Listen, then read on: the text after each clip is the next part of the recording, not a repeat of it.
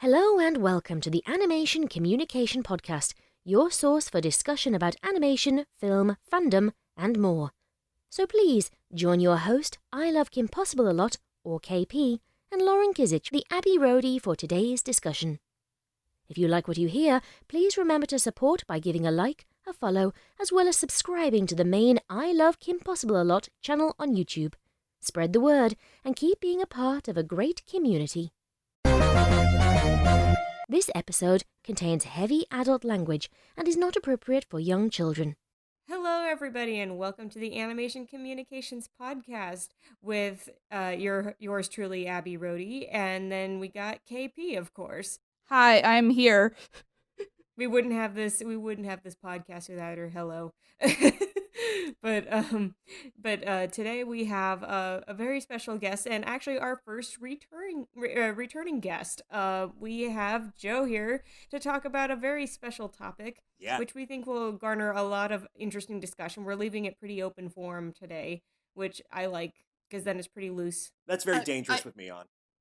Well, you know, Joe, I don't think you know this, but as of this recording, your episode is the most popular episode. Well, of course it is. What? That's awesome. Sorry.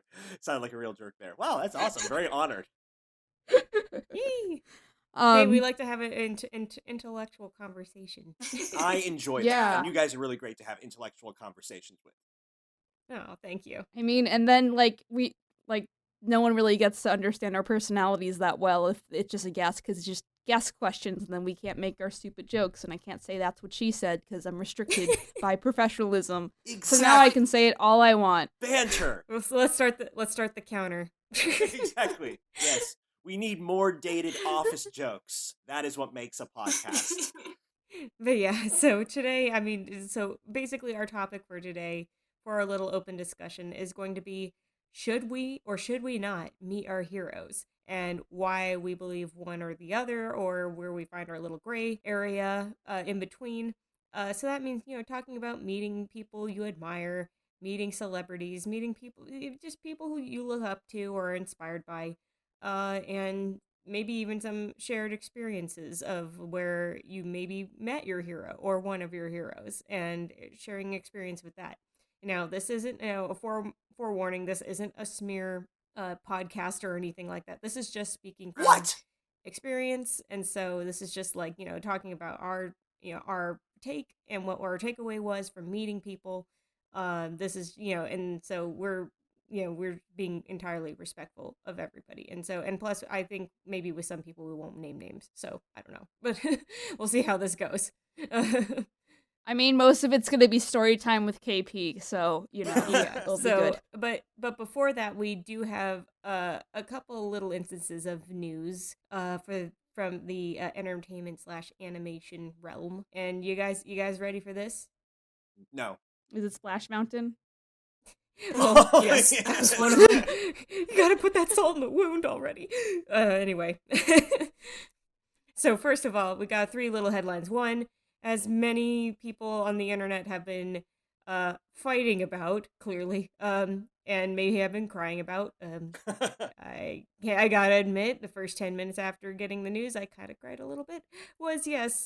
Splash Mountain is going to be changing at both Disneyland and Disney World, and I'm thinking, because I feel like is Splash Mountain at other locations? I can't remember if it is. But if it is, I'm sure I'm sure it'll be changed. I just know that Disneyland and Disney World in particular, the only two that I know of that have it, are changing Splash Mountain over to a new Princess and the Frog ride, which actually I am excited about, because Princess and the Frog is one of my favorite movies, and doesn't get enough love. Good move, Disney. Yeah. Good move. But the thing is like, we need to anti-racism this ride.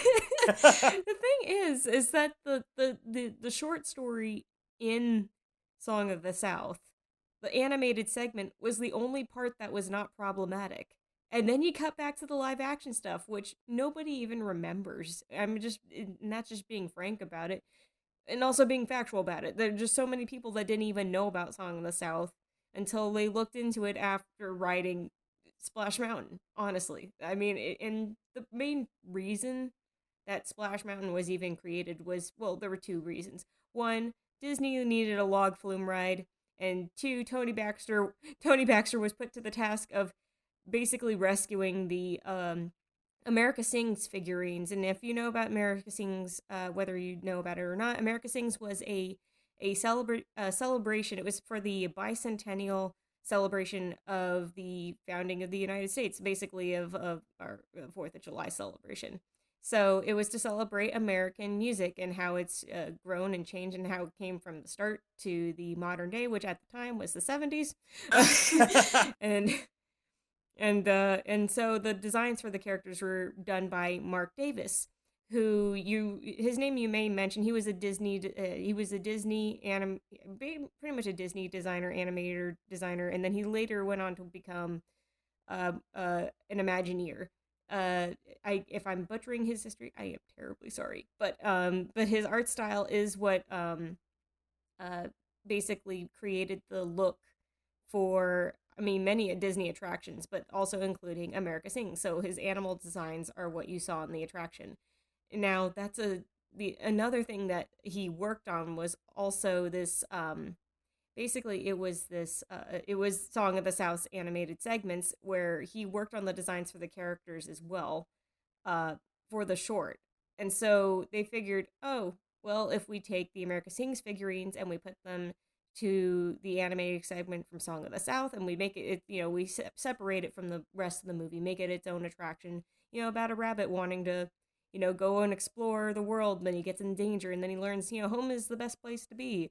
Then that's a cute, innocent enough ride, and we can use all the animals that are anthropomorphic because they match the anthropomorphic style of Song of the South's animation. So, anyway, ramble over. But that was, I mean, the purpose of the ride was really, like, to pretty much save those animatronics and to create a log flume ride, which ended up becoming one of the most popular rides at Disney. Even if people don't really know the origins of it until now. You're welcome, America. Now you know. Yeah, and so, but it will be cool to see what they do. I truly believe that they're in good hands with the Princess and the Frog ride, especially when it seems like so many people have been spouting all their different ideas on what they could see happening for because if they're not going to change the ride layout, but they are going to change, all obviously the content of the ride.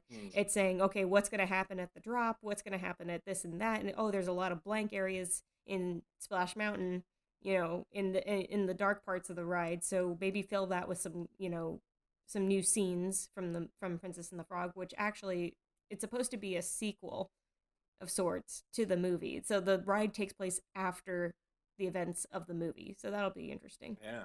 I guess they can't be too redundant because they already have the Louisiana Bayou thing going on at Pirates of the Caribbean. So I'm curious how they're what they're gonna do, because that will be repetitive. And they have like the Blue Bayou, which is a Louisiana themed restaurant. So the thing is, it's almost like adding on an extension of New Orleans Square, pretty much. I really hope you like New Orleans and you don't want to travel to New Orleans, because we're going to get like a shit ton more of New Orleans stuff at Disneyland. Who wants to bet that we're going to get an announcement within like at least like the next 6 months that they're making a live action remake of Princess and the Frog?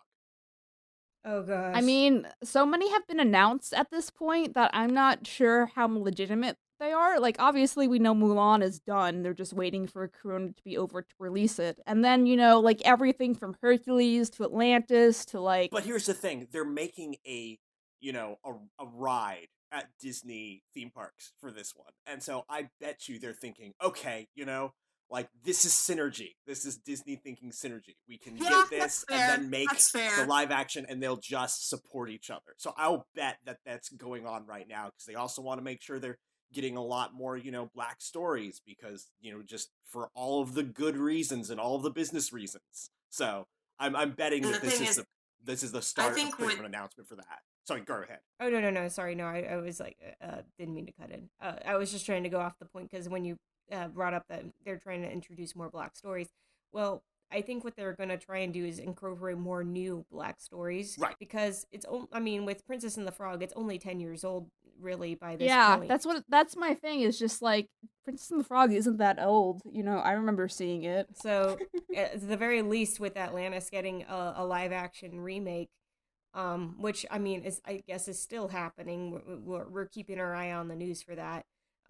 Is that at least that movie is not only old enough to warrant a live action remake, but it's also because the movie didn't do well enough in theaters initially, and that it should get that redemption in theaters, even though it's not going to be an animation. The story that they told, it should be able to get that second life. Sure, yeah. On the big screen, especially if something that scale and with that amount of drama. And Yeah, it was edgy. It was mystery edgy and adult adventure. live action type anyway. Yeah. Yeah, that's my big gripe with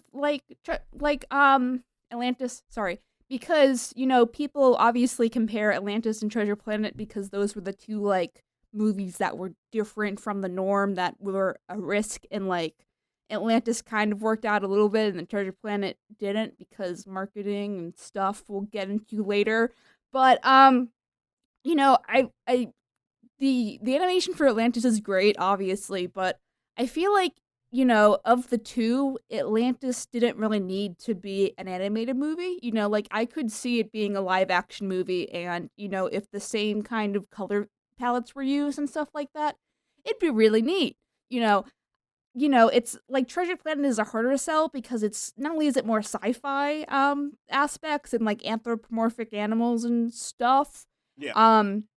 But it's also more fantasy and right. You can't really do it without doing a little Star Warsy stuff. So, but yeah, I'm down for Atlantis.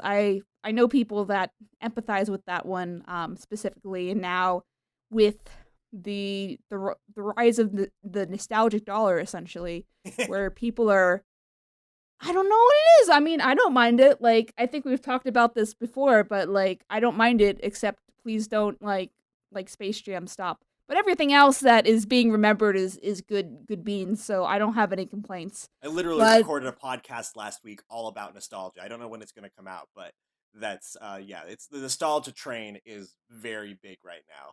Yeah. It's a powerful drug too. Nostalgia always sells.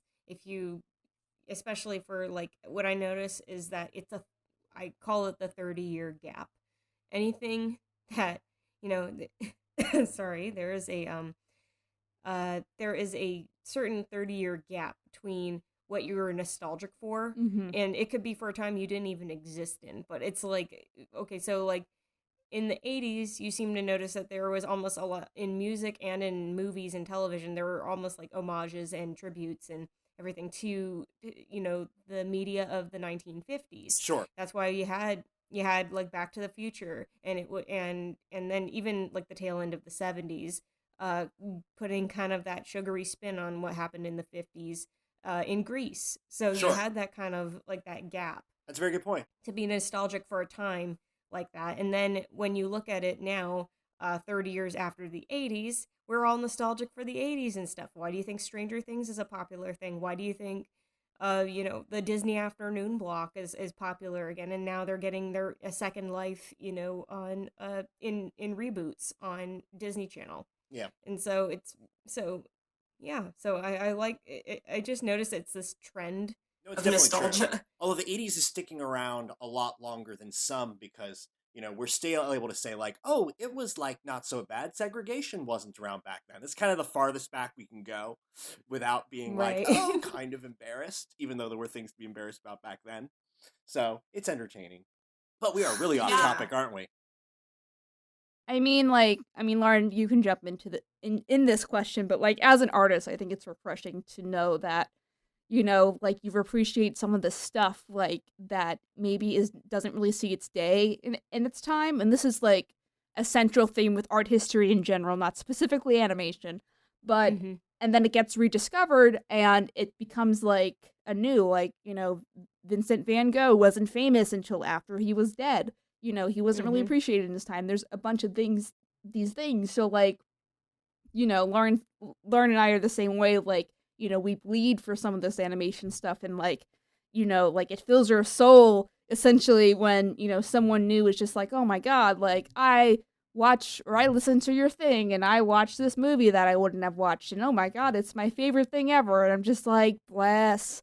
So, I think if I could leave, like, one of the things I want to leave on this earth is just kind of saving some of the stuff that I love, and having people rediscover it in a way that changes the how do I phrase this? Kind of like the history of it being remembered, essentially. So kind of like Fantasia in a way. Like, Fantasia didn't do too well when it came out, and now it's like, if I see one more Sorcerer Mickey something, I swear to God. So, because some of this stuff is our core inspirations for, doing this and being, not just on the podcast, but just like continuing doing art and continuing doing our own projects. Like, even the main channel is very fandom driven post Pony. And so, like, things like that are nice. So I hope to see the day where, like, that live action Treasure Planet gets confirmed, because I've seen reports, but it's iffy, and like we just said, everything is coming out now, so I don't know. I'm not trusting it right now, but like, that does well, and everyone's just like, oh my god, I remember when this movie came out and it was the shit, and now, I get to watch it again and give it a second chance, and then it makes $1 billion, and then I'm just like, we did it, we saved it, we saved America, we and end scene. You are very ambitious, but we already knew that. We're going to talk about that in our meat segment today. So. Oh yeah.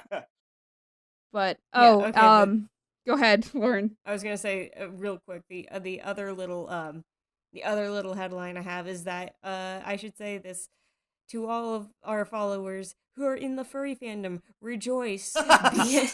BNA, brand new animal. The English dub finally surfaced on Netflix over the past few days. That's animation news? Yeah, it's an anime.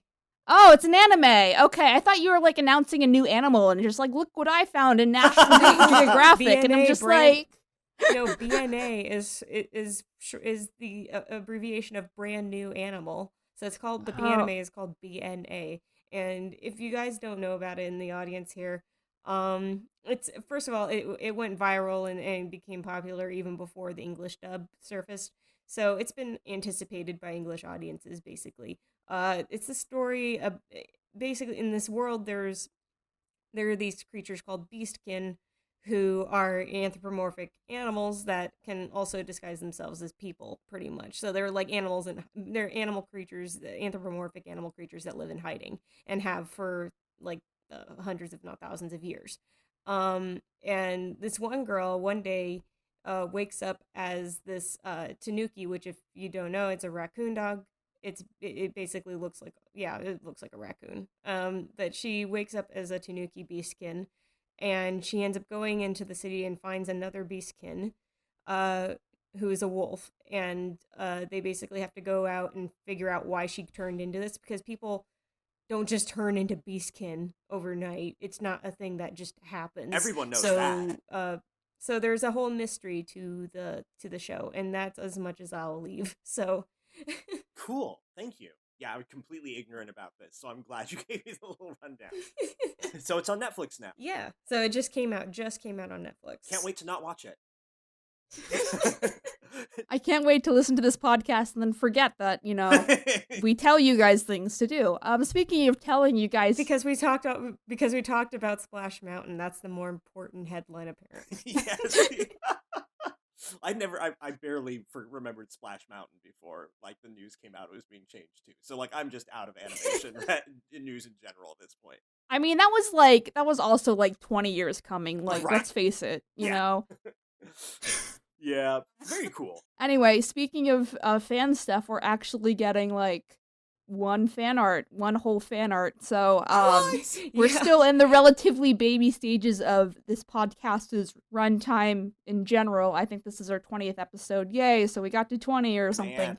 So, but still in the realm of podcasts and the realm of stuff we want to talk about, we'll probably, I don't know how, we're still starting out, we're still scratching the surface, doing the basic stuff. So, especially too, like, we do bumpers on the main channel if you do fan art for us. Like, please do fan art. Like, it cannot be good, and I will love you anyway. Yeah, we see the art, so just hashtag it, tag us. We'll see it. Feed and our we'll respond to it, narcissism. because we love that stuff.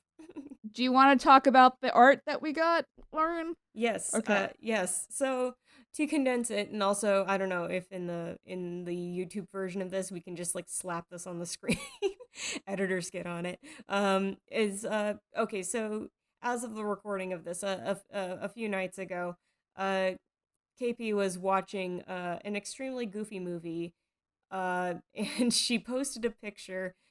Editors, slap us on the screen if you're doing it for the video, I guess. The screenshot from extremely goofy movie of Goofy being grabbed by Bradley Uppercrust III, which I'm sure y'all have seen be memed out from the movie because of his crazy faces. Yes, that's such a stupid name. I hate expression. That's the point. I know it's the point, but it's still like when I heard it, I was just like, ugh. Can't you try a little bit harder?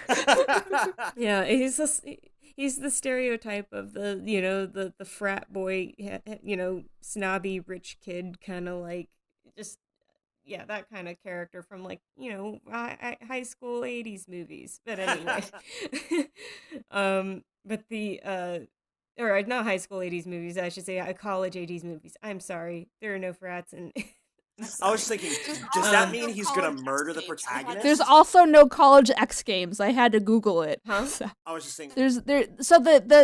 I mean, we're getting a little off track, but the plot of the movie takes place around this event called the College X Games, which isn't a thing. Well, the X Games are in fact a thing, but I know, but the College X Games are not a thing. That's my point. No. Yeah, they were doing it. I know they were doing it to really just cross promote the fact that ABC has ESPN under their umbrella, and so they're like, let's just promote our ESPN X Games kind of deal. Because why else would they flaunt it, right? And have it be a literal plot point in the movie. But anyway, so she posted this screenshot of Bradley and Goofy, and I in turn cropped their faces out and said, here's icons for you and your friend.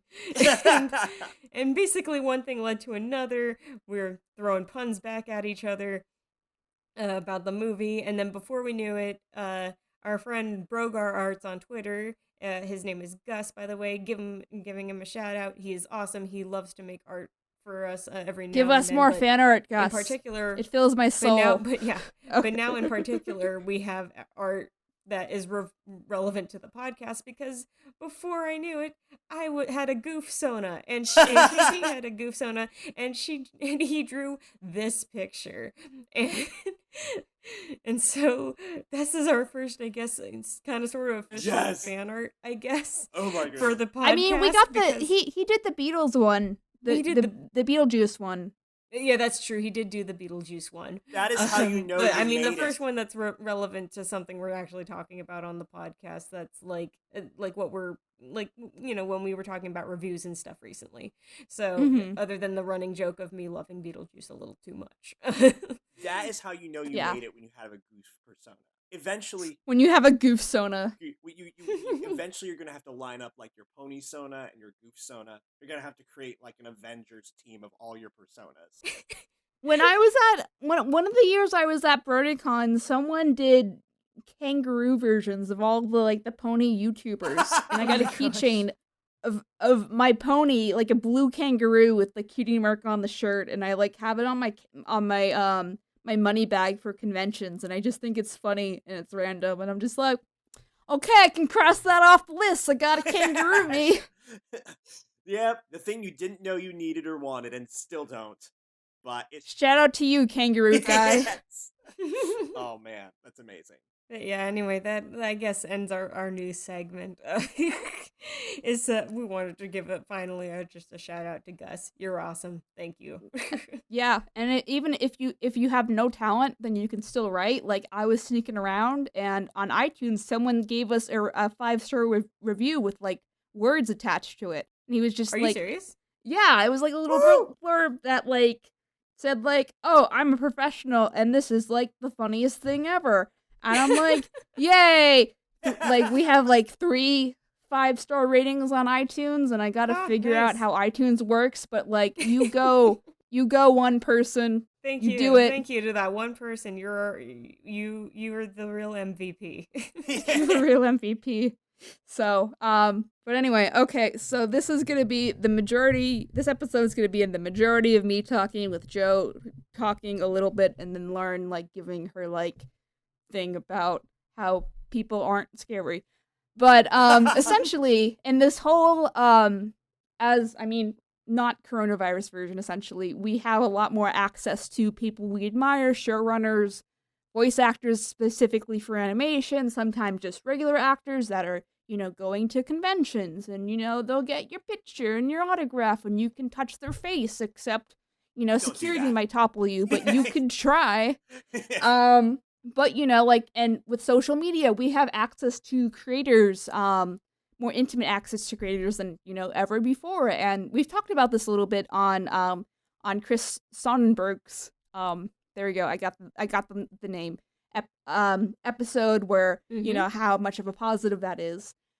But I guess the catch-22 essentially of that whole dynamic is specifically networking with people that you admire, because there is, a potential, like, not need, but attention, like, you might have opportunities to do things, at conventions or that you normally wouldn't have. Like, I hope it's still happening. I assume it's still happening, but one of my conventions that I was announced for that got canceled because of COVID had a panel that I was doing with someone new that I was, like, over the moon with, and they were just like, "Lauren, I can't believe they're letting me do this." So when that is back on, hopefully everything will be back on, then I can tell you what that is. But I was just like, I thought I was the top cheese, yo. I was gonna have my parents fly in, like, the whole thing. Anyway, but from my experience, and for people who don't know my brand, I guess, or haven't watched my videos at all, or are new to the whole KP community in general, I am going to tell you the long, unabridged version of me dealing with Star Trek actor John Lancie and going to conventions and trying to network with him, and just kind of the general mindset that sometimes actors have when they're at these things, essentially, because it varies. And like one of the things I fear as becoming not more affluent, but having more industry talent, like on the podcast, on the main YouTube channel, is that I'm afraid I'm gonna piss someone off, and then they're gonna be mad at me, and then I'm just like, oh my god, I love that person, but now they're personally mad at me because I did something stupid. Like they're I'm very blunt as a person, so I will do things that either people will think like it's the coolest thing ever, or they'll be like, who is this girl and why won't she shut up? So like one of the things I do at conventions, for instance, is I yell at people, hey, do you want to buy some shit? And like 70% of the time, they're just like, that's the best sales pitch ever. I'm gonna come see your shit. And like, so I have to, like, the majority of when I'm doing cons, I'm doing commissions. So like that is like a personalized thing. Most people who see me at conventions are not going to buy my pre-made stuff based on my horse OC because they have no context for that. I mean, sometimes they do, but other times they're just like, I have to be like, it's me, but as a My Little Pony. And they're like, what? How old are you? So that is my life, but I understand that can isolate a lot of people. And if for anyone who cares, just tell me and I will, that it bothers you personally, like, I don't mind. I just need to know because then I don't feel as bad. But anyway, but that approach works and it doesn't work. But beginning my YouTube career, oh my god, this is going to be a long podcast. Okay. Beginning my YouTube career, so I got into the YouTube scene talking about My Little Pony Friendship is Magic, which has a huge cult following. If you're new, there's documentaries about it. If you're new, go watch those and then come back. But essentially, it's like any other fandom where, you know, people are making art, people are making characters. It's not creepy for the most part. I mean, there's always a subset of creepy people in any fandom. All fandoms are creepy a little bit. Yeah, but for the most part, people just are genuine about the lore and they like the characters or Right. whatever. So, um, so, when I was getting into the fandom, so like 2013-ish, so like as someone who generally really likes animation, and I was like from the outside looking in, I was just like, what are these bronies? Like, I like bronies because one of my big things is liking any kind of medium, you know, for what it is and not just the labels. Don't judge a book by its cover. So I thought it was really neat that these like military men were like, My Little Pony is the shit. And I was just like, you go, girl. So I didn't really start getting into it until Discord, which was a villain on the show. He's made up of all different kinds of animals. Was turned good. And that made my brain go crazy. I remember waiting up for that episode and just like not sleeping, and like that's all I could think about. And I was just like, man, if they do this, I'm brony for life. And now here I am. I bronied for 6 years or something. I still brony part-time if conventions have me. In the midst of that, like, I think a week before that episode got released, so John Lancie, is the voice actor for Discord, and Discord was originally conceived to be like Q from Star Trek The Next Generation. They actually got him to do the voice. He didn't remember. And then he got flooded by fan mail, and he's just like, what? And then he goes to a convention, and people are, like, genuine about it, and he's like, oh, look at these kids. They just want to like their ponies. I support that. So then Fox News bullies the bronies, and then he gets mad. So he's like, I'm gonna make this brony documentary with my friend Michael Brokoff, who I've never met before, but I know he exists somewhere out there. One time he sent me an email like a couple of years ago. That's a great start to a friendship. So anyway, so they made a documentary, and then it got a lot of money. It made like $500,000, so $500,000 on Kickstarter. I think it's like the third largest successful Kickstarter like ever. Correct me if I'm wrong, I don't know. So, but they didn't really understand that the market for the Brony movie were the people that were already paying for it, and they were expecting people were gonna make money off the DVD sales after releasing the product, and that didn't happen. And so everyone who was working on the project didn't make a profit on it. And I think Brokoff had to get like 3 different jobs. John was really mad. I don't know. I wasn't there. These are just things I've heard from other people. Anyway, so I was just like, poor Discord John Delancey. Like, he got me in this community, and now we're making cool things. I'm gonna make a thing for you. So I spend a long time making this big video called Let's Go Meet John Delancey, and it's 20 minutes long and has an animated segment at the beginning, and that was really my first time dealing with actual animation.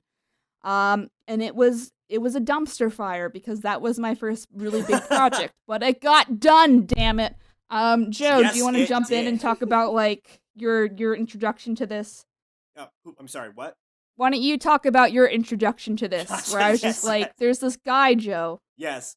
Yeah, no, so I got, I was introduced to you, like my freshman year at college in New York City, and, then we started corresponding, and I knew you, and, I was doing some YouTube stuff, and you were doing YouTube stuff. You were doing much bigger, much more professional YouTube stuff than I was doing, but I knew about the My Little Pony show, and I watched some of it. I thought it was pretty cool. Like, again, like it's at its best, it's what animation for kids and that sort of should be, doing metaphors about real life in a fantasy realm. So anyway, I thought it was cool what you were doing, and it was really fun sort of turn it took when you started talking to me about there's John Delancey, and he did this whole thing for the Brony community.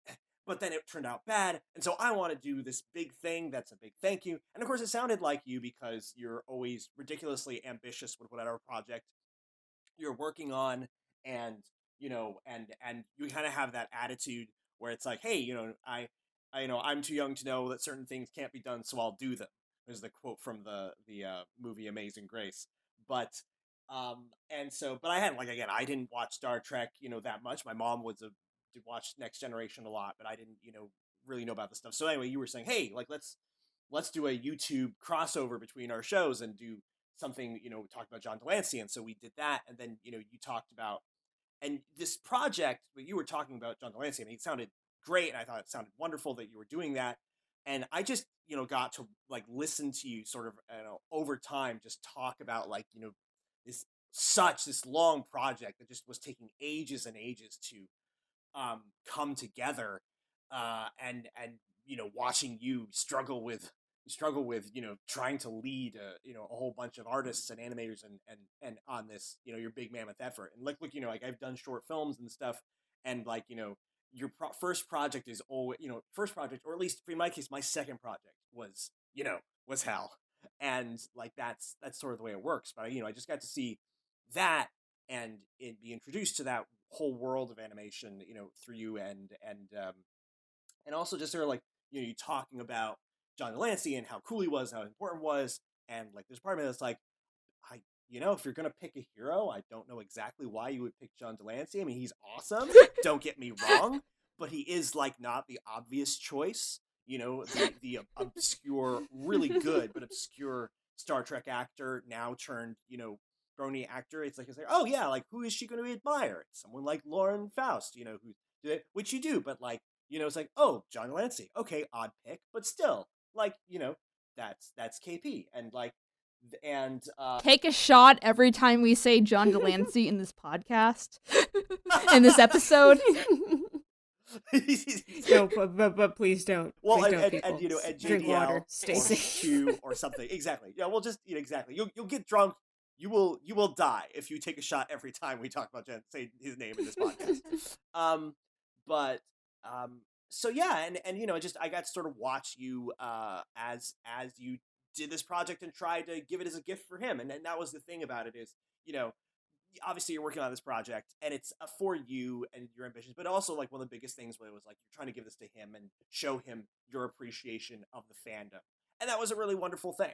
Okay, so we made that, and it was hot shit, essentially. For the most part, it got like 200,000, or it got like 30,000 views in the first day. Like, I promoted it on all the horse websites for the horse things, Yeah. and like, I was relatively like unknown at this point, so Yep. like, this kind of hit people from like, who is this girl and why is she singing badly in this animation video? So like, like, there was a song in the documentary and I wrote a song mirroring that, which I sung, and I remember that was not fun because I'm not a natural actor, especially not a natural singer. So it took that was like a 4-hour recording session to get You're not the even fucking an song unnatural right. actor, Rachel. Let's be honest. Yeah, so anyway, I did the song. I don't remember any of the song, whatever. But anyway, I got the thing done.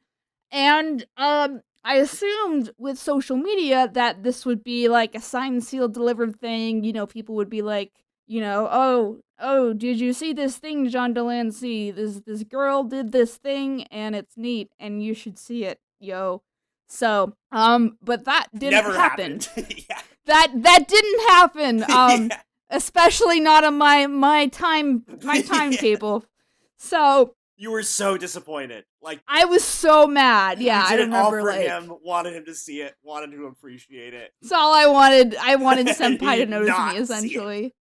Yep. And then I had a contact in line to send it to him and read the email all the way. So I'm just like, well, shit, man, what am I supposed to do now? But then I was like, oh, he's doing convention appearances. So like, maybe, I guess worst case is someone can like throw it at him. So this was all again akin to him not being very active on social media, which he still really isn't active on social media because he doesn't really get it. But I'll get to that more in a second. So anyway, Honestly, so sometimes I fast don't forward get it. like a year, John is announced for his first PonyCon post Brony documentary. So Yep. that's good. And I was just like, oh my god, I have to do this. I have to go there, and I have to throw things. Essentially. This was Everfree Northwest. I love them. I hope I get to do them in 2021 because they're just like good people. It's like one of the only PonyCons I'll still do. And I was just like, hey, Everfree, it's me, KP. Can I come to your con? And they're just like, sure. and then they said, there's this form here for people to fill out if they want to see you. And I'm like, okay. And so I stared around, and then they were like, KP, like, 2/3 of these are for you. What did you do? And I'm like, I guess people want me to do this thing, man. So, everyone was just, like, cheering me on, and, like, KP and John Lancie. Of a con of about 3,000 people, this, like, ended up being the highlight of the con for people, which I didn't really realize at the time, but, like, as the weekend went on, I was just like, oh, shit. I'm sorry to interrupt, but I want to Go. make sure that people understand this, because, like, from my perspective as a friend, but also, like, what's going on in the fan community, because in the fan community is building. Is there something like banging in the background? There is fireworks. People are doing illegal fireworks. What? in New York. Why, people? Why? So, yeah. I was like, is someone trying to break down your door? No, it's just New York City. This is the brownie police. You can't say anything bad about brownies. FBI, open up. Yeah, exactly, yes. No, but, like, the thing is, people don't understand, this, in the fan community, this anticipation for, like, KP getting to meet John Delancey was reaching a fever pitch, because, like, this is, like, over months that this is happening, where she's trying to get John to be able to see this, and, like, she's developing a fan base, and John obviously has a fan base, and so people are rooting for this, and they're talking about this, and it becomes like this sort of Superman meets Batman thing. Like, they want them to meet, and they want, and they want KP to be able to show it to him. And, like, I, as a friend, am kind of like hearing, getting, like, calls, like, every week from KP being like, I just gotta show this to him, and it's like, this has gotta happen, and maybe this time it will work, and maybe that time it'll work. And it's becoming like this, like, sports event, just to see if this is going to happen. And it's like, again, part of me is like, man, she picked a weird person to be her hero. Like, she's a weird person, but, like, this is something, like, I'm invested in now. So, yeah, so, like, leading up to this, like, just so people realize the level of anticipation for this to happen going into, like, a convention where it, like, might happen and something might happen. Okay, go ahead. Yeah, it was Lauren. Did you fandom? Like, were you, like, in the sidelines for any of this? Out of curiosity. Yeah, I wasn't heavily involved, but I definitely was seeing everything as it was coming to a head. So I was the person on the sidelines watching the fire build to a crescendo. Okay, so to continue, like, the story's only, like, maybe, like, 30% done, like, 40% done at this point. So okay.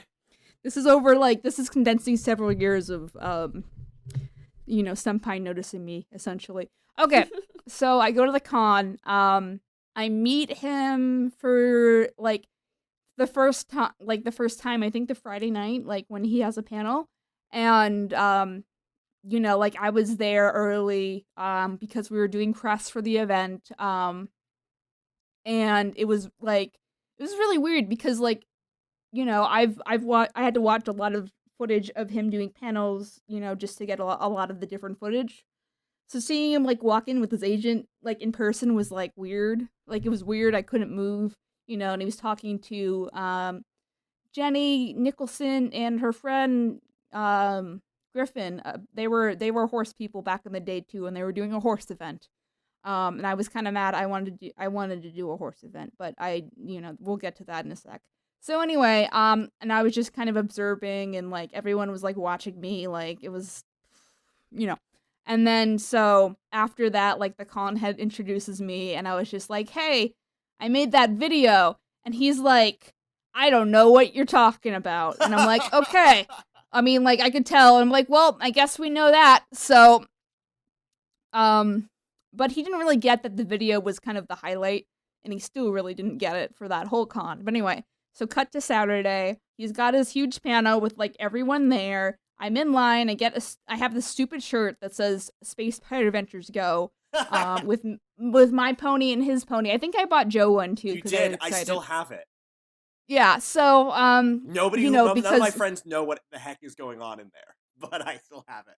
It's fine. You don't have to tell them. Just be like, it's a code. So anyway, So, and the joke with that is just, like, I want to be best friends and go to Space Pirate Adventures and, So like my friend Nick, who was on the Bernie documentary, had told me stories about like, oh, I've been to John's house and like I do like, I went to barbecuing on 4th of July and like one time I house sit and, had my friends over and we played with his dog and I'm like, I want to play with his dog. So I just assumed like once he'd like understand that like this gesture essentially, he'd be like, oh, this KP girl is kind of the shit. Like if she's in LA, sure, I'll hang out with her or whatever, like what a normal person I assume would do, like as long as I kept my boundaries, which I still really try. Keep your boundaries, don't touch people's faces. Anyway, unless they ask you to, and sometimes not even that. Epic feel. So his big panel, I'm in line about 10 minutes in the panel, so like relatively early in the panel. These like two like 10-year-olds or like 11-year-olds or something, children.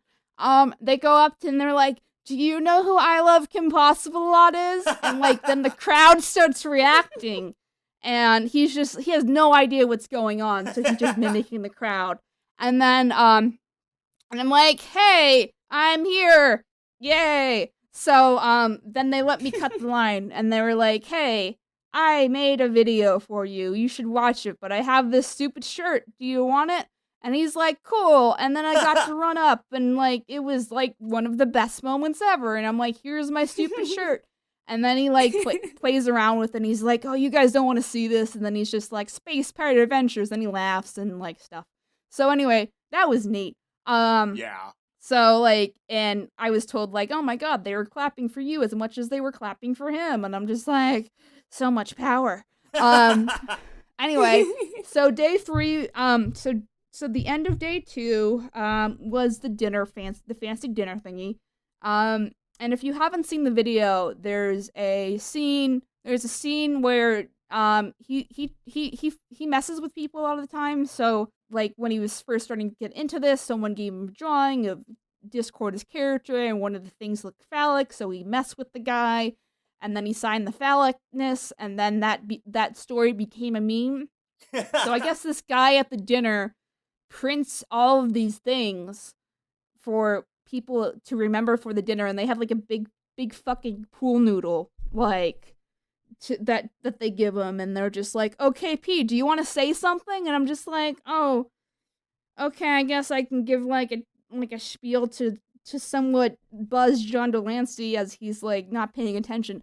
John also drinks like heavily at cons, which I've never seen him drunk, but that is one of the things I would love to see one day. We are because that just sounds tea. like the funnest shit ever. So, but anyway, legend has it that he gets wasted at cons sometimes. And I was just like, okay, well, thanks for doing a good job with Discord and being neat, yo. And he's like, it's cool. This is what we use for the end of the Final Pony episode review. Like that bit is that this is the dinner scene essentially. So if you want to look it up, there it is. And then we give him the pool noodle, and then he's just like, "Yo, big dick joke," and I'm just like, "LOL, also big dick joke," and then everyone laughs, and then that's end scene. So and then he borrows my Sharpie and signs all the ones, and then I get to go home after that. So day 3, this was the interview, and he was really cranky, and I remember his agent was just like, "Oh my god, I need coffee. He's so cranky." So in the interview, in the main interview, you can probably see a little bit of crankiness and like how nervous I was because like there's 10 people in the room, and I have to kind of try to improve his mood and also pitch this video to him, and like, and he's just like, I have to have dead eye contact with him for like 10 minutes, and it was scary. It was like what I describe it is that great Gatsby quote, like, with the monocle guy, the monocle billboard guy, and like, the eyes of God. Like that's what it felt like, because I was just like, I've watched so many stuff, and it was just like, oh god, I'm gonna mess this up. So I was so nervous, like I was shaking, but he ended up improving his mood. And we gave him like a little goodie bag, and it was neat. And you can tell the difference in the interview, like when it starts. like how like not having any of it he is, and how nervous you are, um and then how as it goes on, like he loosens up, and so you feel better, and it becomes just like much more of a friendly interview. Yeah, but it was like the scariest. That was like the scariest thing ever. So I remember I after the interview I went in like the courtyard of the hotel and I just fucking cried. So it's just like,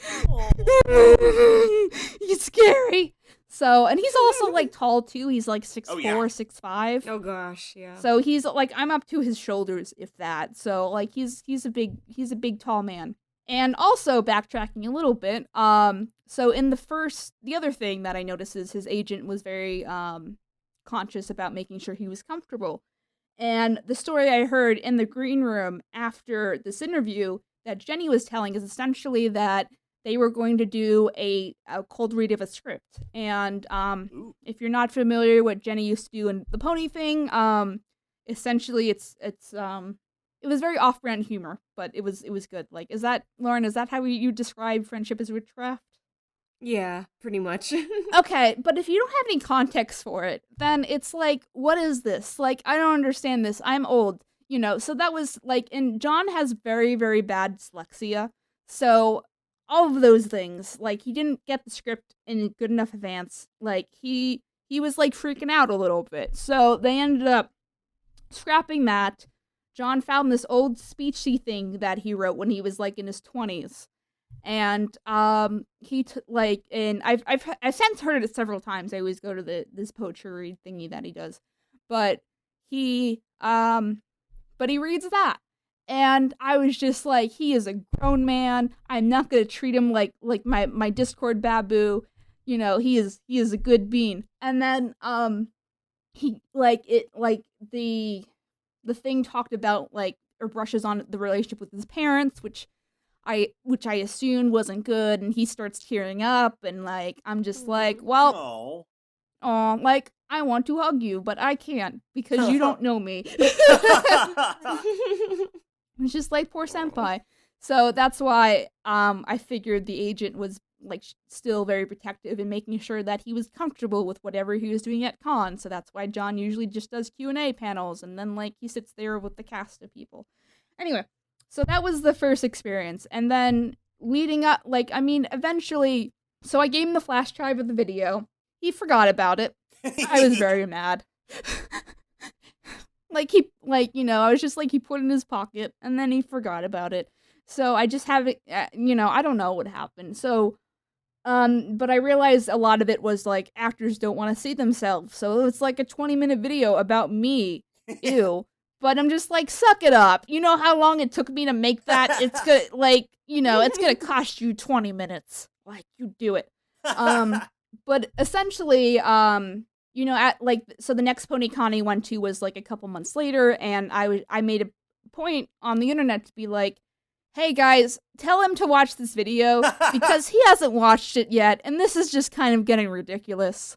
So people who were going to see him would ask him, and they had shirts and they'd get autographs, and they'd be like, have you seen that video? And he's just like, so someone asked that as main panel, someone asked him I imagine he got it over and over again in line. And then so I heard when people would tell me, he's like, KP, he just said, people keep on asking me about that. I'm just like, ah! So I just want to interject. Yeah. Like as this is all going on, again, I'm getting real-time updates on this. I'm in New York, I'm many miles away, but I'm getting messages about like it's not working, he's not watching it, what can I do next? And and KP is reaching out to her minions on the internet, to be her envoys. This is incredibly clever, like leveraging her fame to get her, do you have a name for your fans, by the way? I do now. They're called communicators. Okay. So, but that's relatively new. So, okay, I didn't have a name. Back then, they wouldn't have been called that, but you're communicators to get get John at panels and to send your messages. And but there was always and there would be strategy after strategy like this. And again, it was like watching like a TV show, getting these updates on what was happening It's next. the Odd Couple. Exactly. Why won't John notice me?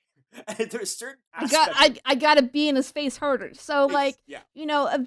After much, like, I just figured like, oh, he's old. Like, I just gotta keep on like being in his face, and then eventually maybe he'll get it. So like, something that happened at BronyCon is like, one of the guys doing the rides, who was Scott, who was on the podcast for fan conventions a little bit ago. In case you want to hear Scott. Scott's the MPV. So I think I said somewhere that, I had I couldn't afford a webcam because I was in college or something. A good webcam. So Scott spends the money and he buys me like a $70 webcam. And he's just like, what would be better? So like, he's driving John around, I guess, to get food and stuff like that. And he pitches like, hey, can you give KP this webcam? Because like, I could give it to her and she'd like it. But if you gave it to her, she'd really like it. Essentially. And I had no idea about this. But Scott had to be like, oh, it was the girl from the panel. And he's like, oh, okay, like, so it's starting to like mesh a little bit. He's starting to remember you. So at the press panel, which is a fancy little like special panel for like people that are, in the media or were doing, media stuff. So I had a press badge and we like got footage of that. And so like when we're leaving, John's like, oh, like he didn't remember my name, but he keeps on pointing at me. He's like, oh, this is for you. And I'm like, what? He's just like, oh, this is a gift. Someone gave it to you. And I'm like, okay, thanks. And then I was in a good mood for the rest of the con. That makes sense. And it was really, it was neat. So like, cut to next con, like he recognizes me and he like makes funny faces at me, and then I make funny faces at him, and then someone says, oh, he noticed you. And then I'm like, yeah, he's starting to get better at that, was my joke. So, so that basically continues. And then, but I'm like, okay, well, this is not really going anywhere. This is just kind of like an acquaintanceship thing. Like I want LA mentor senpai Delancey, not just like, oh, I can make funny faces at you, child. So I want to add to this just before you go on. I want to add to this. Like there's a certain point at which this sort of like this thing evolved, because at first it was like, oh yes, I'm going to give this video to show that my appreciation for his fandom. But like at a certain point, it's like I'm watching. It's like, okay, like she wants him to be a mentor, she wants him to be a mentor, and it become you started this whole process of like, I'm going to like find ways to connect and get him to be my mentor, which was really cool. Like sometimes it was kind of overly attached girlfriend territory, and I wasn't always sure, but like, you're also like, really a professional person. And so everybody who is involved in it was kind of like, oh my gosh, she's going after what she wants, and what she wants is for him to be her mentor. And you picked him, and it was a really cool thing. But it was a thing that was really like, at this point, it sort of developed into that, which was interesting to watch. So anyway, go ahead. Yeah. And to be clear for people who are new to the story, I do not have a crush on John Delancey. John is older than my parents. He has children that are older than me. So this was purely a platonic, like, the world is scary. Please mentor me, senpai. Yep. So, it was I just want to put that out there. Yes. But no. No, yeah. Clearing this up right now. It never came across like she had a crush on him. No. Yeah, people kind of assume that sometimes. Of course I'm just they like, no, thank you. But I'm not into grandpas. No, thank you. No. But that is also one of the things that you would always talk about to me, and we would discuss and empathize with. You were saying, hey, why isn't, like, I would be a great protege for him. He would be a great mentor for me. Why is this not happening? And, like, I'd be like, because he doesn't want to be accused of being a creep. I mean, like, he's trying to protect himself from that a little bit. That's a little bit what it's going on. Also, his agent is trying to protect him from that. And so, like, that's a dynamic that's going on. Yeah. So, so, like, let's see. I'm trying to think of what else happens. It gets to the point where I remember, like, this was the best day, like, up to this point, where, so we, like, me and my friend, So this was Equestria LA, so it was walking distance from Disneyland. People were like going to Disneyland, we're staying at this hotel going to Disneyland, and we had nothing to do Sunday. I didn't have any panels. So we were like, let's go to Disneyland. And then I made my friend come back from Disneyland to see John's panel. Keep in mind, I've seen like 15 versions of John's panel at this point. But I was like, no, we're coming back from Disneyland to see John's panel. And he's just like, okay. So we go to see John's panel, and John doesn't really, or he never really watched the show. Like so people would ask him specific like horse questions, and he's just like, I don't know, I play Discord. He's neat, so like he's fine with like the acting questions or like, how did you do this or whatever. But like if people are like, so what do you ship? And he's just like, I don't know what, I don't speak Espanol. So, but anyway, so, and in the midst of this, so I, like, when he didn't, like, what I realized what was happening is when he didn't know the answer to the questions, he would turn to me, and I had to coach him through what to say. And I was just, like, it was really weird, because, like, there was no, like, conversation about, like, I don't speak horse, can you help me with the horse questions? Like, and I'm just like, what? And he, and then, like, my friends are like, oh, he knows that he doesn't know shit. And I'm just like, okay. So, and, like, it would come to points where, like, he just, when he was also doing the panel, he would just, like, look at me, and, like, it's called, like, when John doesn't really understand something, he just kind of stares at you. It's, like, it's been dubbed the Lancie stare by other people that aren't me. So, like, and it's fine. It's just, like, a tick. But it was just, like, yeah, it was just kind of, like, weird, and I didn't expect it, but it was also very fun to be like, wow, he trusts me enough to let me, like, answer his questions for him, and essentially, and tell him what to say, and tell him what the best ship is, and, like, I have the power. So I shipped one of his Discord with one of the other characters, Celestia, which basically faded out of popularity, as the series went on. But then I tell him to say that, and then I was like, no one can mess with me. I have, like, I have the earpiece. Let's see, what else? What other things happened?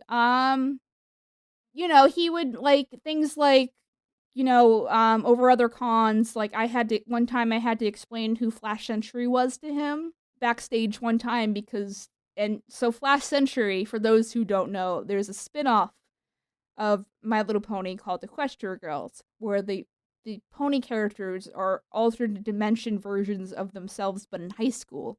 And yep. Flash Sentry is the love interest. And they're human. Important note is they're human. Of Twilight Sparkle, the horse that goes through the portal.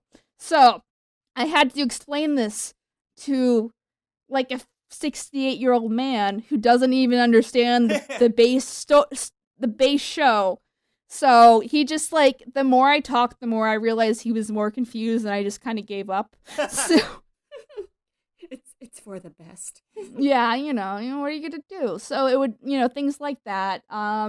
Let's see. I still got to help him with questions at future cons. Things like when I was walking around, he'd say hi to me, and I was like, aw, he likes me. So, like, I remember, like, one of the cons I went to when I was developing PTSD, which is, like, I knew if I was around John and, like, it was relatively chill and I protected myself, then, maybe it would help. And I was right, it did, but, like, I had to spend, like, half the time in my hotel room just afraid of people and having flashbacks and not knowing what flashbacks are and just, like, dying, essentially. So that was not fun. But, like, it's always good to see, like, one of the things I miss about all this stuff going on now is I miss going to conventions, because you see the physical side of people enjoying your content when they come and find you, when they talk about how much, like, it helped them do this or that, and you realize, like, you're doing something that's important versus just, like, making videos on the internet for funsies, which is, it's both.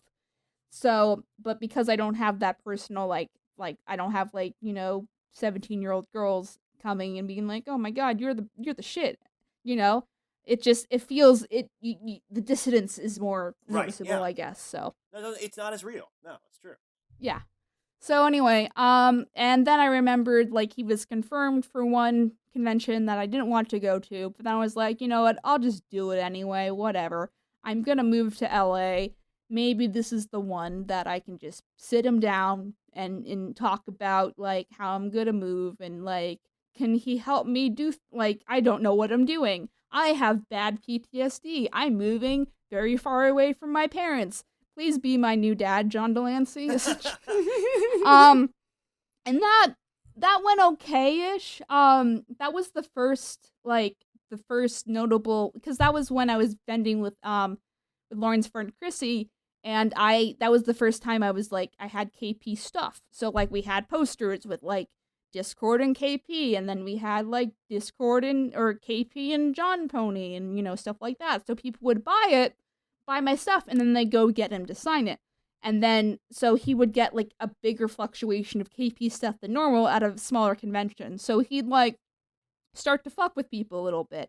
So like things like, you know, someone said, "Oh, guess where I got this from?" And he just like rolls his eyes like jokingly and signs it, you know, stuff like that.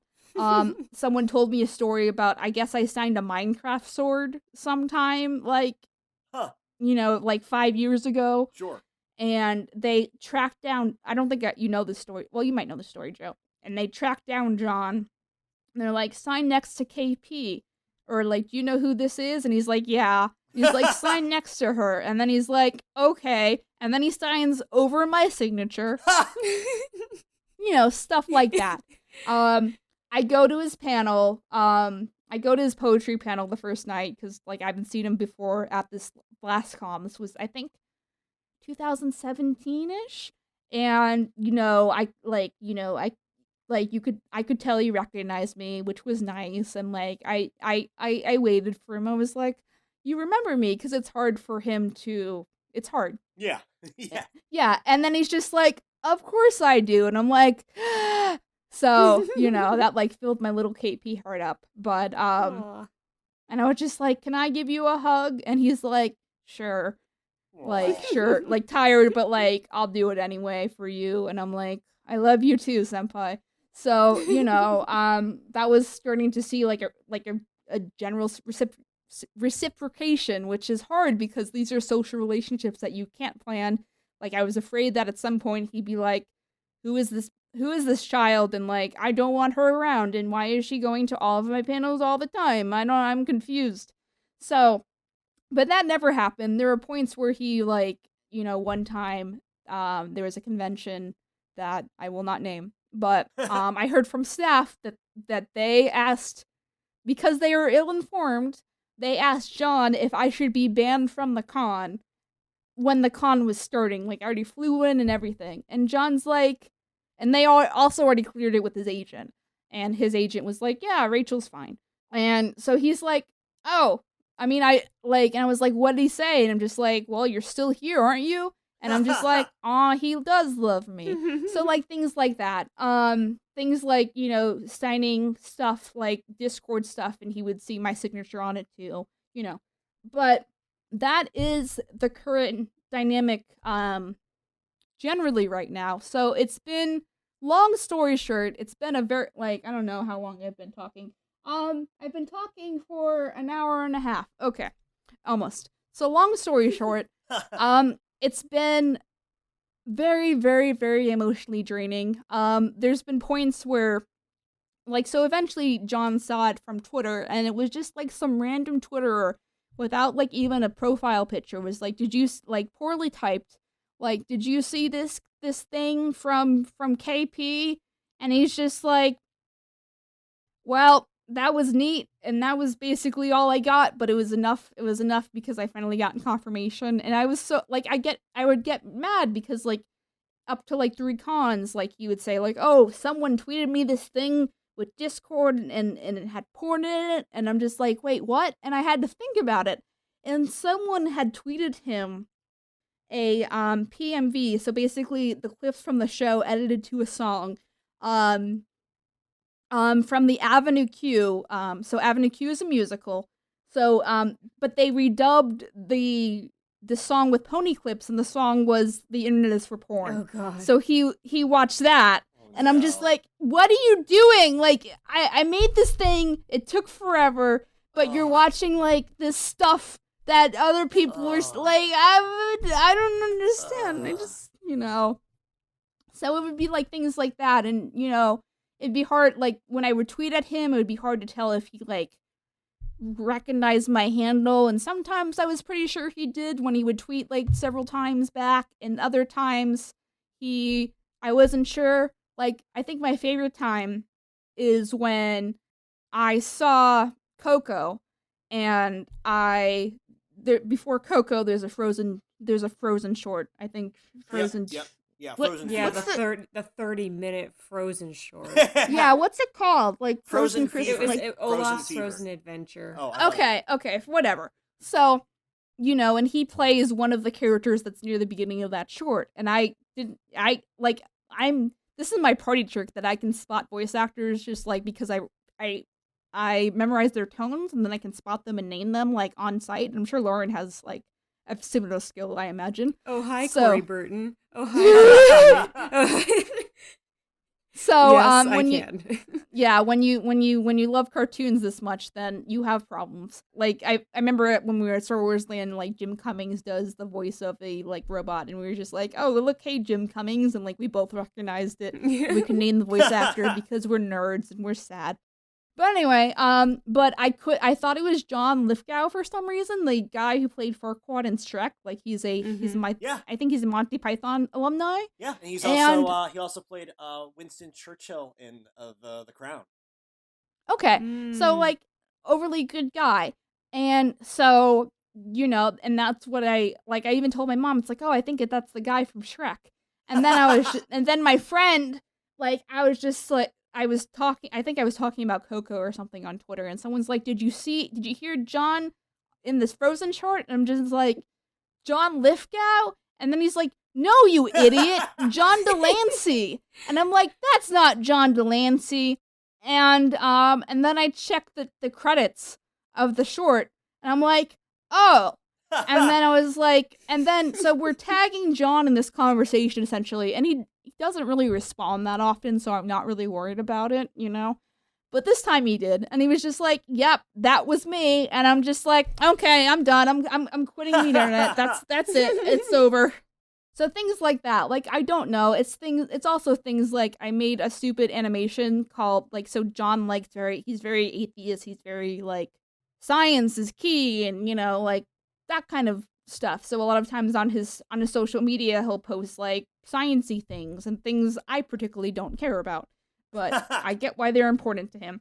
And so there was a point that all he would tweet about all he'd talk about is space, and I'm just like, okay. So I made this stupid short about like we sync John up to the space sound effect thing from Portal, and I was just like.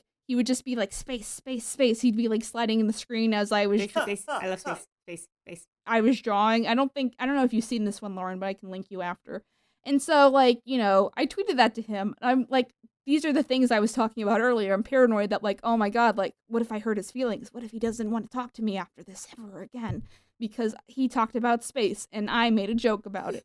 So, like, it's things like that. And even, like, more recently, we tried to get him to do a thing like professionally and went through like the professional networks, and like that didn't work because agents in Hollywood are mean.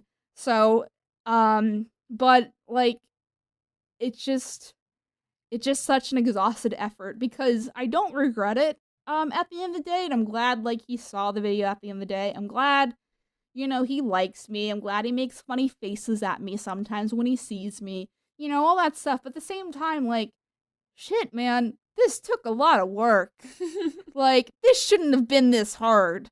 Like, it's still really hard. And I don't even know if he knows I'm in LA yet. But, like, it will probably just be another con where I'm vending and people like, oh my God, KP's here. Oh my God, John Delancey is here.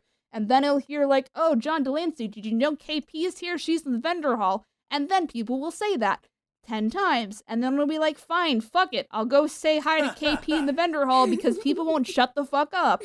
And then like his Star Trek buddies are just like, I don't know what's going on. Like, so so it's just things like that. So it's it's kind of a tricky road because like over the last year or two I've kind of transformed from the pony person to like a more professional, like we're consistently doing stuff with industry talent, we're involving them in the process. Right. We're doing original stuff. So, but I want to be seen as KP the professional, not KP the stupid fangirl that, not maybe stupid, but KP the over eccentric fangirl that, just keeps on talking to me all the time. So I don't know. That is the end of the story. Joe, do you want to add anything? And then Lauren can talk about like a couple of things, and then that's it. Cool. Yeah. I mean, it is one of those things. I mean, you're the you talk, but so you kind of ask the question about like, should we meet our heroes? And I think the thing is that, the reason we ask that question is because our heroes are our heroes because we get something from them. The reason we're disappointed when we meet our heroes is that, we want our heroes to be something for us other than, just human beings. We want them to be our mentors. We want them to be someone we can look up to, somebody who can actually, be either a father figure or a hero or someone who's able to say, oh, I can be better, tell us that we can be better and help us along our journey to being better people. And at the end of the day, they are human beings, and they don't exist for our needs. They exist for themselves, and they aren't bigger than human. They're just humans. And it's your heroic efforts to sort of like say, hey, like, let's get John Lancie to be my my mentor, we're very long and very hard. And it's one of those things where people who are in different sort of classes in society, like the super in entertainment professional, doesn't often the people who don't often become really super friends with people who are in a different sort of class in society. And that's sort of the way it normally works, and you spend a lot of time trying to break through that, and that's great. It's also not terribly surprising. Like, it could have gone either way, and it's not gone that way right now. And I think that one of your you're taking that and saying, okay, I'm going to be a professional. Like, I wanted to get his help to be a professional. I wanted him to be mentor that, but I saw I can do that on my own. And then when I do get there, perhaps we can have a professional relationship as equals. I think is a great thing. And that's very healthy and very constructive to do that. And and John Delancey being, having him as your hero and inspiration from afar was a valuable part in that, you being able to do that. And it would have been great if you've been able to break through that ceiling, so he could have been the mentor for that. But it's also going to be great if you ever get to have a relationship with him as equals. And even if you never do, it's great that you were able to do this on your own. And that's the way it works sometimes. And your journey was inspiring and exciting and cool, even though it didn't turn out quite the way you wanted. And so I was glad to be able to sort of watch this and see you grow as a part of this whole process. I feel very privileged about that, to have gotten to watch you grow and develop and become someone who's a very strong, mature, loving, caring person, as you always had that in you, and seeing you develop into that, and starting this podcast even, something I very much appreciate and admire. Yay, compliments. I'm good at that. I can do this all day. Don't ask me to, because it's like after midnight now, so it's the next day. But I can do this all day. Before Lauren takes it away, which is a couple much shorter stories than that, essentially. But I think at the end of the day, like there are two things to take away. That these are people too. So like Joe's right. They don't exist for your needs. They are forgetful. They, if they're at a convention, they're there to do a job, which is to sign autographs and meet the people that are paying to see them. And, that's it. And it will just depend on the individual if they want to do things like hang out at the bar afterwards, or hide out in their hotel room until they are needed for another thing, or take old man naps. All of those things.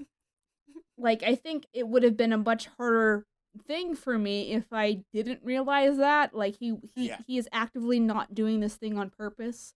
But at the same token, he is not actively trying to understand that much either, which is frustrating too, because like I'm like, he's old. What else is he doing? He's just like all the old Star Trek actors do is just like conventions unless you're Patrick Stewart, and then you get to do whatever the hell you want.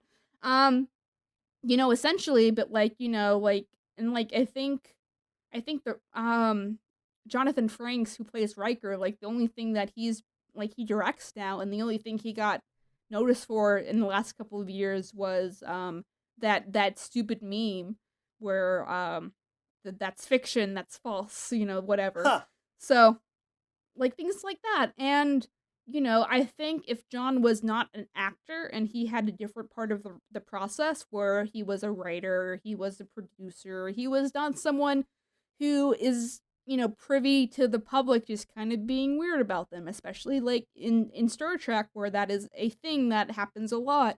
I think the story would have been much different. And I think if it was a Canadian actor, which most of the cast of Pony are Canadian, and they are not up to Star Trek levels of dealing with people, then I think as well it would have turned out differently. I have a lot of good relationships with professionals that have worked on the Pony show, that just because they're not actors, it's easier, not accessible is the right word, but they're not as protective with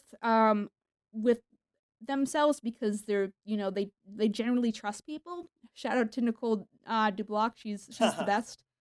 Other things I've babysitted Nick Confelin's children before several times, who was a writer on Pony, and he and wrote some Discord episodes, and Mitch Larson, sometimes if he cares, we'll go get drinks, and he's bought me drinks before, and we'll hang out, it's just aggravating, and it's frustrating, and I think at the end of the day I haven't totally given up. I think it's in his capabilities if we sit down and have a conversation and be okay, maybe there is a project that I can pay him for, or something like that, or maybe there's something he wants to do that involves someone who knows how to internet, because he does not know how to internet very well.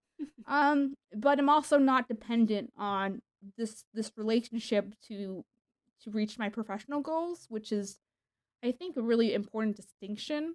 And it's at this point, as soon as COVID's over, he does a lot of cons. I'm doing a lot of non-Pony cons. Doing a con that we're both at is probably inevitable.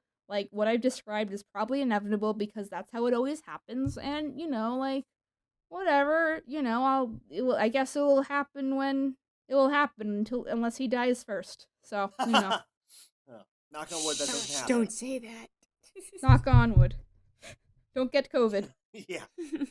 Yikes. Okay. But yeah. You want to talk about Butch, Lauren? A very small tidbit? I can talk a little bit. Let's just touch on a little bit, but mostly to just embellish on the points that, or not embellish, but to accentuate the points that you guys had pointed out earlier. Yes, don't forget that whoever you look up to, whoever you admire, whoever you see as a personal hero, don't forget that they are people. They are not perfect. They are not here for you. They're here to exist for themselves and to better themselves as well. And if they happen to better your life too, then that's awesome. But just make sure you always respect other people. But also at the same time, don't put them on a high pedestal. Yeah. Because this is where you set yourself up for disappointment. Disappointment is rooted in your expectation of something being better than what you got. Mm-hmm. And if you're expecting, the greatest experience, you're expecting to be best friends with somebody, sometimes it happens. Sometimes you can. But in the instances that it doesn't happen, don't be disappointed. You can still admire somebody and appreciate, something that they brought to your life. But don't put them up on a pedestal, because you don't want to be disappointed in that respect. And plus, it's also, again, treating them like they are people. They are not immortal. They're not gods. They are people. Mm-hmm. And it's totally fine to admire them and to respect them and revere them for how important they are to you. And that's why it's with all of these people that that are in the industry, and creators and artists, and I mean everybody has, they can, they can have their own personality, they can have their own opinions about things, and and it's up to you if you let that, affect your judgment of them, I guess you could say, and your perception of them. But just I guess it comes down to whenever you meet somebody like that, yeah, just be respectful. And because at the end of the day, it's just like with John Delancey. He's a guy. He's a normal guy. He goes around with an agent at conventions, but he's still a normal guy. and as normal as an actor gets. Yes. So it's like yeah, it's just never forget the humanity and that everybody's flaws, and that's okay. We all have flaws, and don't ever forget that your heroes are not the most perfect people, but they are perfect to you, as long as you can see they're perfect in their human way. And I know this sounds like a little bit more of a sappy ramble, but except for and then Joe says, "But Jesus is the perfect hero. He never messes up." And I'm just like, Jesus was God, and so God can be perfect, and that's okay. Since you gave me that opening, you have nobody to blame but yourself. Oh, you've opened the floodgates. I will just welcome say, to the fish. as the we're religious a nut in Christian the room. podcast now. We're the good Christian podcast. No. Yeah, I'll leave it. I won't do that to you. I won't do that to your listeners.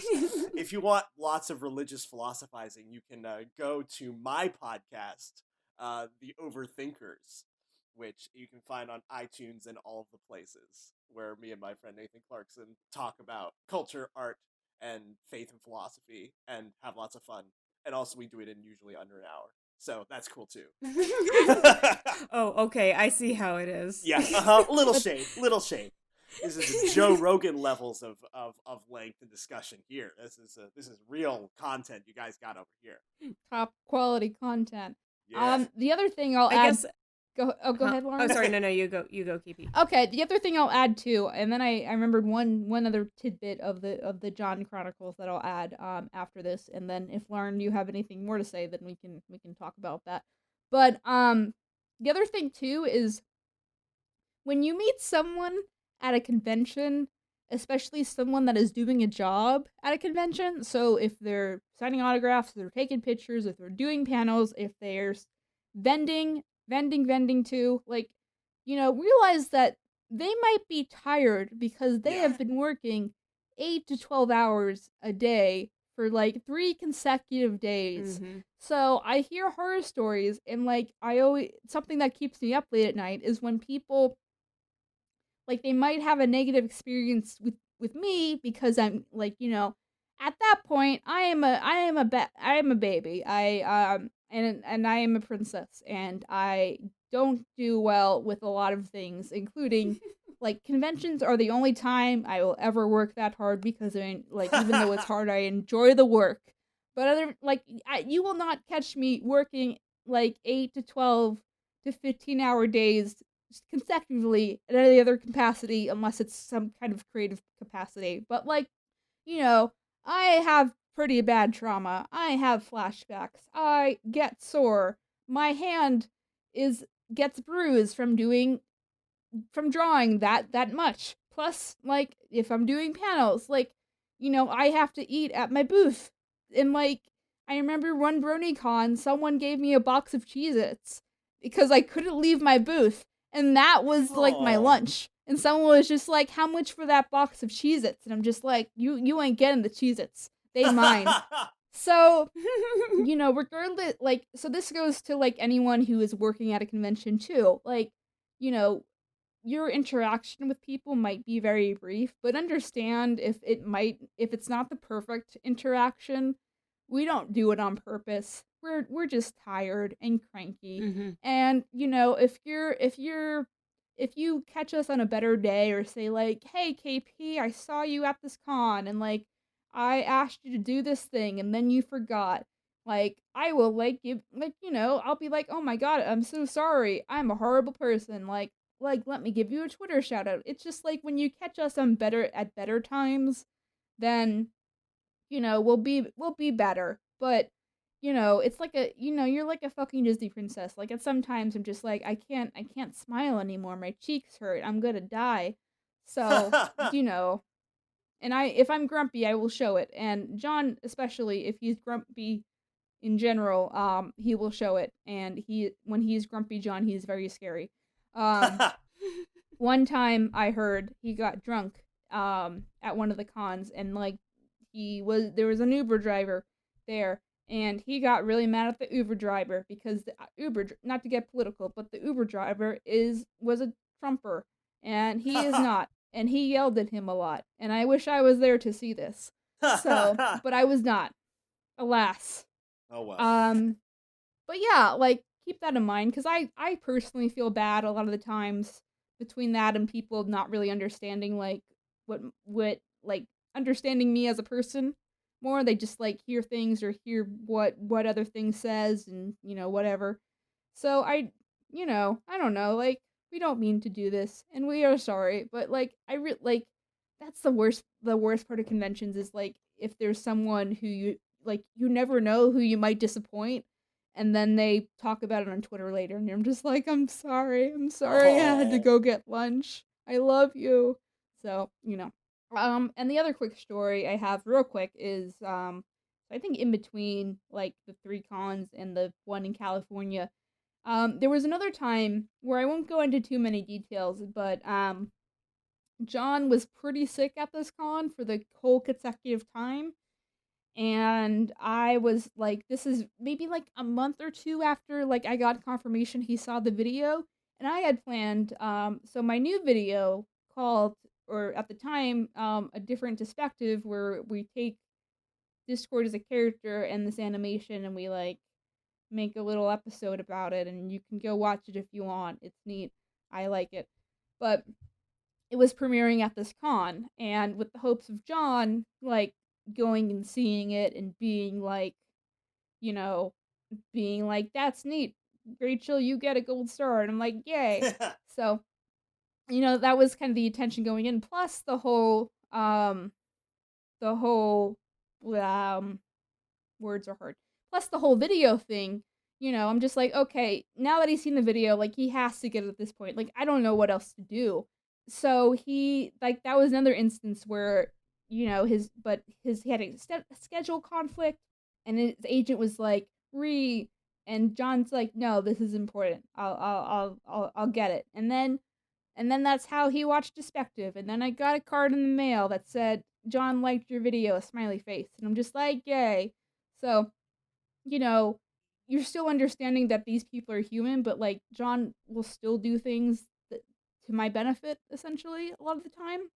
And that makes me feel warm and fuzzy, and it gives me hope that, like, maybe one day we can have that professional relationship. But, like, that was very out of his way to do. There was another thing. There's another thing in there that I was gonna say, but I forgot. I think that was it.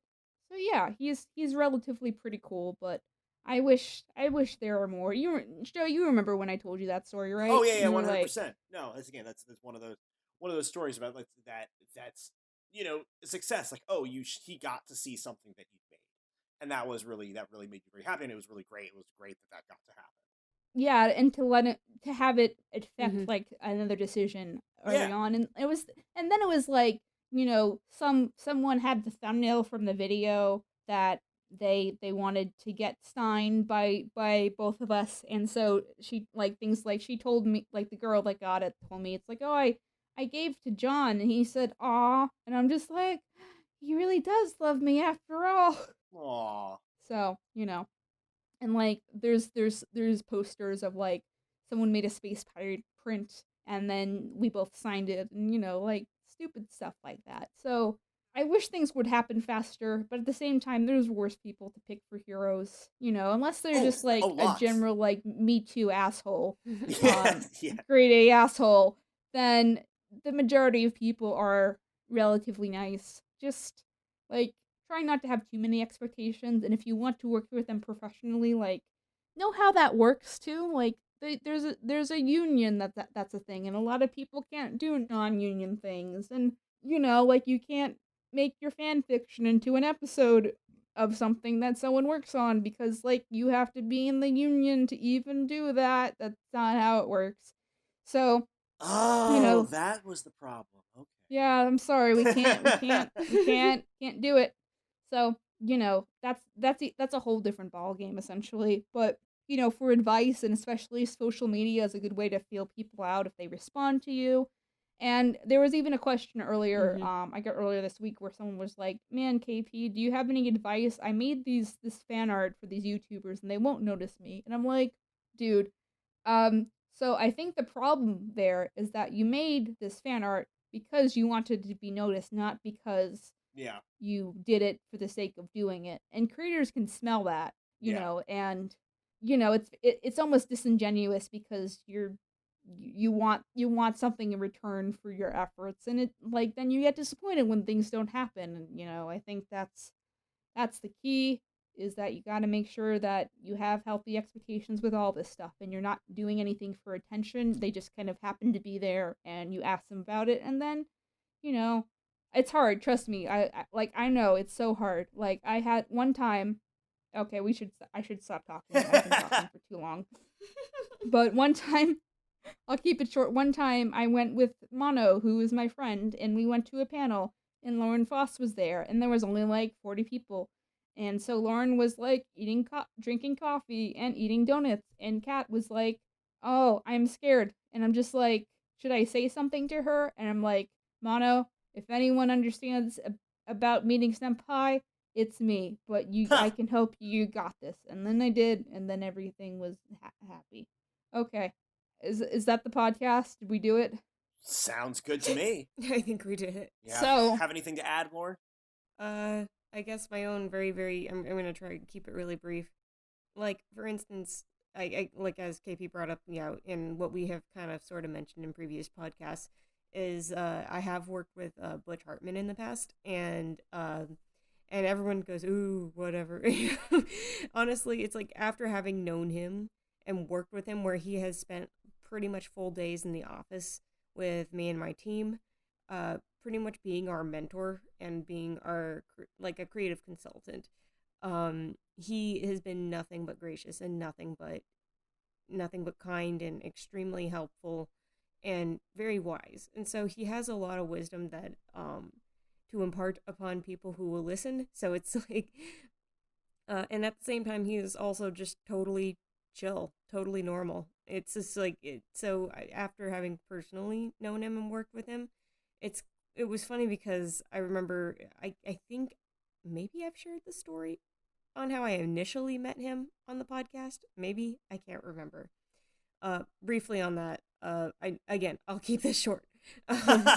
Was was in school will end eventually, children. It was in 2017. I was at the Nickelodeon animation lot at the studio in Burbank. So not it's for the locals, y'all know where I'm talking about, by the water sanitation plant. Anyway, It's a big water sanitation plant too. The big, yep, and by the Holiday Inns. Anyway, 2 Holiday Inns. The 2, yes, but yeah. So I was on the lot visiting with friends earlier that day, and right as I'm leaving the lot, I see this guy. He's got his back turned to me, and he's waving these people off as they're entering the elevator at the parking structure that they have there. And so I'm crossing the courtyard and I see this happening. And as the door closes, I see this guy whip around. And immediately I'm like, if a whip around could smack me to the ground, it was that moment right there when I'm just struck by immediately going, "You're Butch Hartman." And he was totally, totally chill. And he's like, yeah, that's me. He's like, "What's your name?" And so he immediately just like warmed up to me and extended his hand for a handshake. I introduced myself. We talked for a couple of minutes in the courtyard, and I remember we took a selfie. I don't know if we'll put it up in this in this podcast, but at some point maybe I'll just, it's somewhere in my Twitter. I might as well share it again at some point, I guess. But that was it. I remember that day, as we were about to leave. I said, one of these days I'd love to work with, work at Nickelodeon or something like that. And And I hope we get to have the chance to talk again. And he's like, yeah, he's like, well, you know what? Who knows? Maybe we'll work. I hope we get to work together someday. And we left it off at that. Little did I know that basically 2 years, like 2.5 years after that moment, is when he walked into my offices, and we reconnected. And so it was so I thought that was really cool, that he came in to even help us. And so and again, I was almost like back to the jitters of, oh gosh, it's Butch Hartman, and I'm like, grown up with his work and love his art style, and I'm just like, okay, what do I do? And then him being totally normal human, it was just like, okay, I can, like, this is fine. He's chill, and we're talking Star Wars for several hours while he's sitting there, doodling notes for us and everything. And so yeah. So I mean, it's like, so everybody's experience is different with meeting people that you may look up to. And but just, yeah, and again, it comes back to never forget that they're people. And so in the end, yeah, and sometimes, like KP said, you may catch them on a bad day if you first meet them. Don't let that first impression be the one that ruins it for you. Just kind of feel them out if you can on social media. Kind of feel out how they are in interactions. But at least out of my personal experience, just be yourself, be nice, be courteous, and just and don't be afraid of them, because they're people, and they want to be able to interact with you like you're both people. So yeah, Yeah. I guess that's my story. Cool. So follow-up question, Joe, when am I going to be on your podcast? Oh gosh, I would never have you on my podcast. No, I'm kidding. I'm kidding. Well, let's figure it out. Let's talk about it at some point. Like, again, we're trying to do these. As she's talking about, as I said, have a podcast, The Overthinkers. And we talk about various, have different topics each time.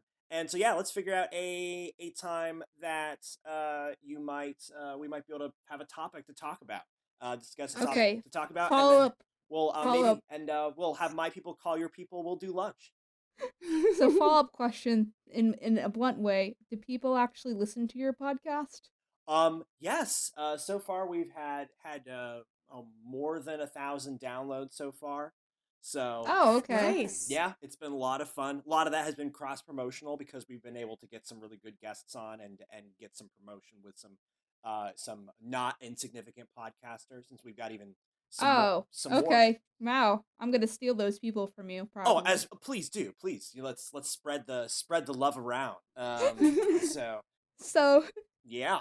So yeah, definitely. If you're new and one of Joe's friends and don't know who I am, so I'm Rachel, or KP. I have a YouTube channel called I Love Kim Possible a Lot. I know it's a bad name. I know it. I've been told. It rolls off the tongue. Rolls off the tongue. If you like this podcast, we do new episodes every Wednesday. Usually for the most part. So they come out like super early on Wednesday mornings on your favorite podcast provider, I guess, whatever, SoundCloud or iTunes or whatever the kids are using, Podcast Addict, or whatever. And then if you're lazy, you can watch it on YouTube with like assets that loop. And so if you don't know what a podcast is, then you can go there. If you're like my mom, and that's usually posted at the end of the day on Wednesday. Yeah. Yeah, I think that's it. Make sure you subscribe to I Love Kim Possible a Lot. We're really trying to grow the brand a lot, and I'm working my butt off to like collab with all these different people, and I'm gonna collect all the people that talk about animation, and they're gonna be like in my little harem, and then we're gonna take over the world. Yeah, I think that's it. Then when you do that, John Lancie will be your friend. I just want to play with this dog. It'll take world domination for him to finally be like, want a puppy sit? Yes. Okay, random fact, John Lancie has a dog that's named Zazie, and it's a kind of, I think it's like some kind of terrier thing, so it's cute, and I'm just like, can I I've made jokes about, like, I make a dog vlog where I just get to babysit Zazie for one day, and then, like, I have all my, like, Zazie's in the front seat of my car, and then all my friends are just, like, crumbled up in the back seat because they don't matter anymore. 'Cause Yeah. we have Lauren tied to the top of the roof. You know, it's fine. Just like, woo! Car ride! That's amazing. Yeah, you can follow us on Twitter and Instagram at the KP Podcast, or at I Love KP a Lot, or at the Abbey Roadie, or at Joe. What's your Twitter? Yeah. You can follow Joe me the on Twitter Twitter guy. You can follow me on Twitter at normalguy8. You can follow me on Instagram at Holmes5905. You can go to my website at josephholmesstudios.com, and of course go to the Overthinkers website, theoverthinkersjournal.com, or just search for the Overthinkers on iTunes. It's all there, and love to have you. Woo! Okay, yeah, I think we're good. So, yeah, thanks everyone for listening. Thank you. If you're new, we have tons of episodes archived at this point, so I think 20, so please catch up. They're good, I promise. And if you're not new, then thanks for listening again. Thank you again, Joe, for joining us. Oh, thank you so much for having me. I really enjoyed it. Do you have a send-off line? A send-off line? No, we just tell people to like go to bed. Okay. click on shit.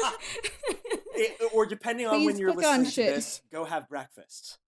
So if you see John Delancey at a con, like, tell him that you listen to KP's podcast, and then you can And that he should be tell a him how guest much on the you- podcast. Yeah, you know, and then he'll be like, oh my god, she just won't, like, one of these days, I'm gonna make a series where it's just, like, a millennial likes this old school actor, and then, like, the old school, like, Juilliard actor has to deal with this millennial because he has, like, Yeah. even though they think they're annoying, they It'll have be to a save Netflix series. face. It'll be great, you know? Don't steal my idea.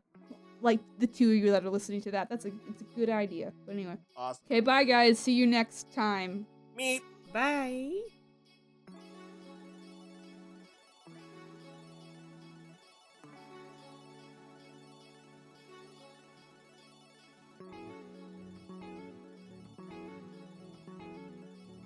Thank you so much for listening to Animation Communication on YouTube, Spotify, or your favorite podcast provider.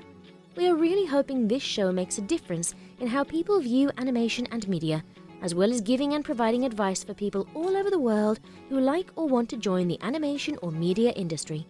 If you liked what you heard, please remember to subscribe and rate those 5 stars, as well as tell your friends. Don't forget to subscribe to our main YouTube channel, I Love Kim Possible a Lot, and turn those notifications on. My name is Scribbler, and you have been listening to Animation Kimmunication.